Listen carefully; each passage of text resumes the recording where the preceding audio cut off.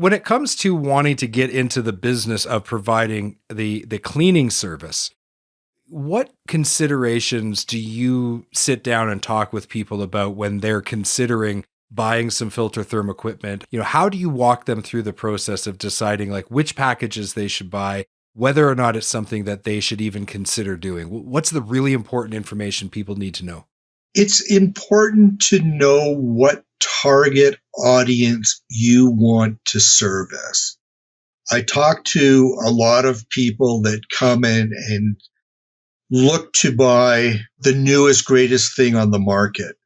It's not always the right fit for what they are doing. For example, you're servicing 100% heavy duty. You're not servicing vehicles inside your shop, and time is not of great importance. I mean, overnight service is sufficient. Our thermal package is perfect.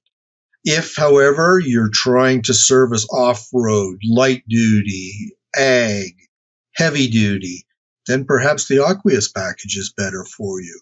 Budget comes into play, and we try to help people understand what options are available as well to best put together a package that fits their needs and fits their budget. The conversation is always important. I've had many people phone me up and say, "Hey, I want an oven."